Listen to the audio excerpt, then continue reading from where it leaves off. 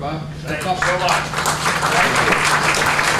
I'm great to be out here. I'm 122 miles away in Ridgefield, and I came and to breathe this great Republican air. This conservative air is fantastic. Democratic tracker is here. I have to tell you, better get your wide angle lens for me, because you're going to need it.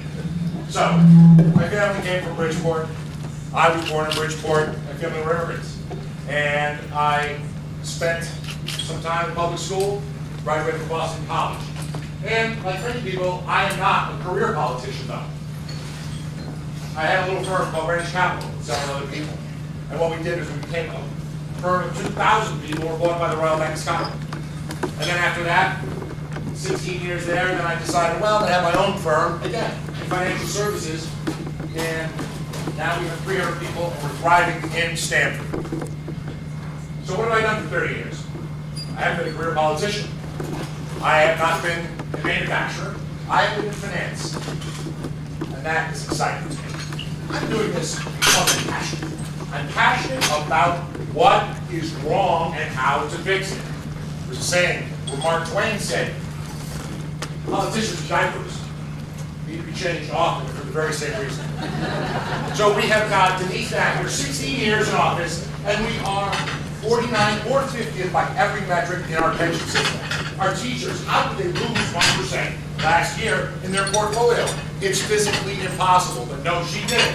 She overcome it. That in and of itself is mind-boggling to me. And these teachers don't even get Social Security. So, what do? We have to look at change. Now, I'm not running for politics. I've never done this before. I'm like other people who run for several different offices. I'm laser focused on one thing. How do we take the pension assets and get them to perform for the state workers, the teachers, and the police of this great state? That is the single most important thing to do. I don't set policy. It's not about politics. It's about performance. Bell's going off. But today's the Lincoln Day dinner. So I always remember this, and I write it down because Lincoln's inaugural address, the first one, he said, this country, with its great institutions, belongs to the people who inhabit it. Wherever the people grow weary of the existing government, they can exercise their constitutional right of amending it, or exercise their revolutionary right to overthrow it. That's what every one of us in this room is doing. We're exercising our right to overthrow what is wrong in Hartford. Join me. Work with me. I am so happy to be here, and I am humbled to even ask for your support. Thank you all very, very much. I did. When the phone goes off, I'm done. All right, so listen, I know it's getting late, so I'll be about as direct as I can. I'm Mayor Mark Boughton from the city of Danbury, and I'm proud to be here tonight. I don't think I've missed too many of these wonderful events. I think Joan Orris would probably attest to that. We've done well. But look, I'm here tonight for a couple of reasons. I'm running for governor of the state of Connecticut. I think everybody in this room knows how bad the state of Connecticut is. I think you get it. I don't have to go through the list of lasts for you, but there's two important things that I just want to mention to you of those list of lasts that are extremely troubling for us if you live in this state. One is that 40% of the families in this state are one paycheck away from fiscal collapse. That is a horrendous legacy for this governor to run on and to talk about and to point to.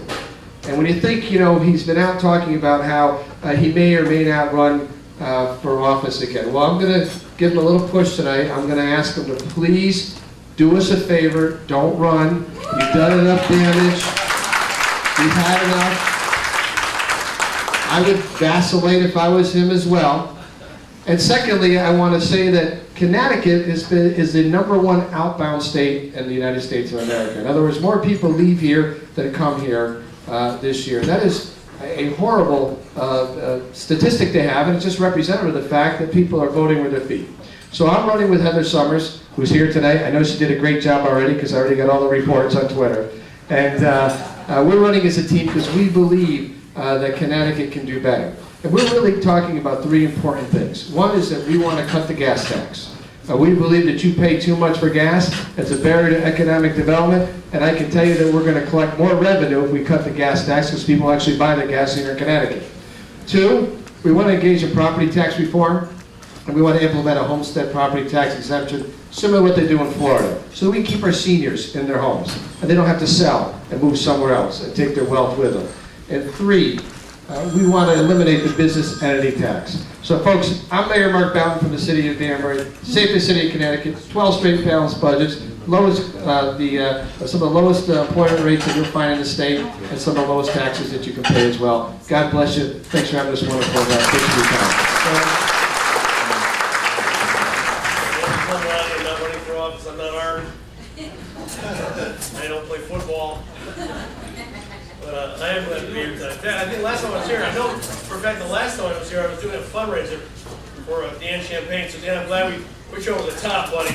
That's good. I hope you beat the Democrat progressive pants off of Joe Courtney. I really hope you do. Get enough of him. Hey, I tried to figure out how long to speak tonight, and I said, well, I can do it like church, where I know there's a specific time when people start looking at their watches, or maybe I could just pretend I'm Bill Clinton at the National Convention for Democrats and just drone on for hours until I watch people with a glass look in their eye. I think I'll try to keep somewhere in the middle. Good to have all the candidates here tonight. We've got a lot of candidates for governor, huh? Holy cow, 6 candidates for governor? Kind of reminds me of the gentleman being interviewed one time. He had 6 wives. And tragically, they all died. So he's being interviewed, and they said, what happened to your first wife? He said, she died. She overdosed on her medication. What happened to your second wife? Same thing. Overdosed on the medication. Third wife, hard to believe, medication, overdose. Fourth wife, overdose on the medication. The reporter was afraid to ask what happened to the 5th one. 5th wife, overdose, medication. What happened to the 6th wife? Oh, she fell.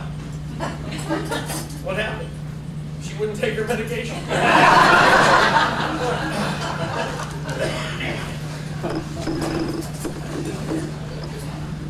You know, I get a lot of static because I'm on the radio. I filled in last year 10 weeks for John Olin for Jim Bice, which I already filled in 3 weeks this year. The year is early. And I take a lot of static from people who like to cite the often misquoted, usually misunderstood concept of separation of church and state. They say, well, how can you as a pastor be on a radio program and have opinions about politics, particularly conservative politics? And the answer is simple. I was born and raised here. It's the only place I know. I love the country. I love the Constitution, and I love the state of Connecticut.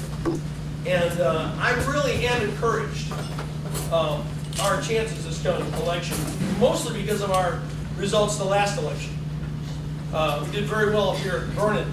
All around the state, we saw Republicans make great gains.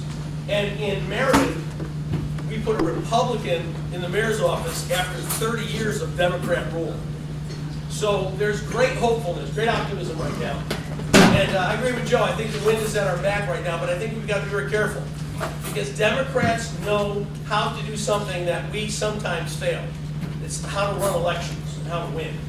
We lead better, we govern better, but we got to get there first. And so I really want to talk tonight about what I think are 5 critical factors for a Republican pathway to victory. I recently read a book called How Republicans Can Win in a Changing America.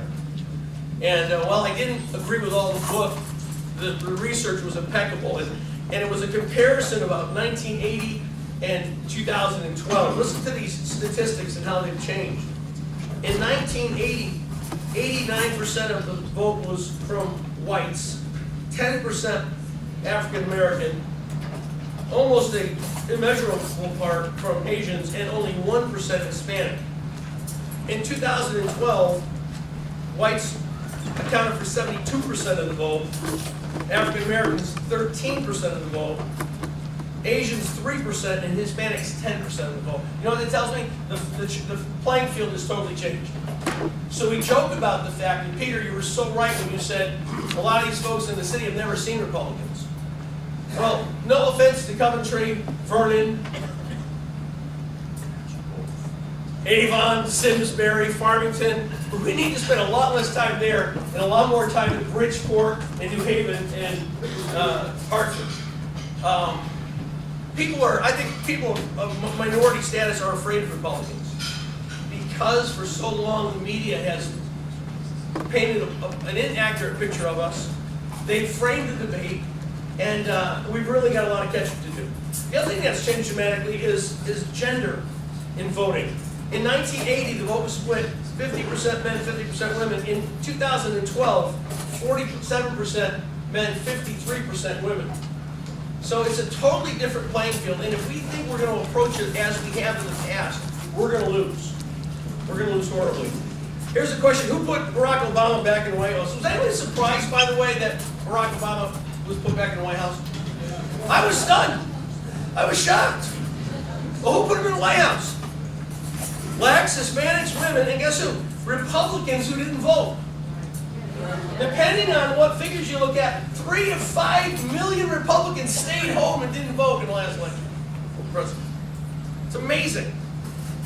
So here's the key. We've got to realize that we've got to not just show up in the cities, but we've got to listen, and we've got to help folks understand that we care, and we do have some answers to their problems. Here's the second thing.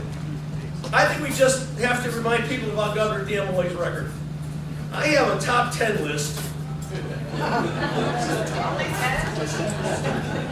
Now, obviously, this is not an exhaustive list. There's much, much more. I'm sorry, my voice is very hoarse tonight. I've been talking, pastors talking, don't get me wrong, but I've been talking a lot, because I've been on radio all week, so I'm sorry if I sound a little chipmunk-like. Here's my top 10 list, and they're not in any particular order, but they are for me in the top 3. So you might want to add to some of these things, but these are just great hits. And when you got a hit record, just keep playing the hits, baby. Keep playing the hits. Dan Malloy's got a list of accomplishments, failures that we really don't want to let people forget about. So let's just talk about them. Number 10, expanding voting rights, same-day registration. That's just a great one. How about driver's license for illegal aliens? Isn't that great? That's another winner, isn't it? I shouldn't call them aliens. I get that on the radio a lot. People go, don't say that. Well, that's what the government says. That's the official illegal alien. How about this one? This is going to be great. You guys don't really relate to it up here. How about the magic bus? Isn't that a great Malloy accomplishment? When the magic bus is running, based on the estimate of 16,000 riders a day, the state of Connecticut will still have to give the busway $10 million a year to operate. Isn't that wonderful?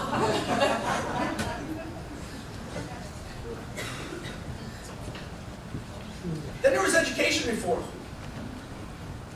Governor Malloy was very bold in education reform. And of course, he ticked off all the teachers, so now he's trying to win them back. You also remember last time around, we took a little bit of money out of early education. So now magically, we have 1,000 spots for early education. It could be an election. This is one of my favorites. The transgender bill. We love to call it the bathroom bill. Seriously, this is what we spend time on. Tony, tell me if I'm wrong. We spend time on talking about if you're confused about your gender, and you're really a guy, but you think you're a woman, even if you're not fully transitioned, you can use the women's room. We spent time on that.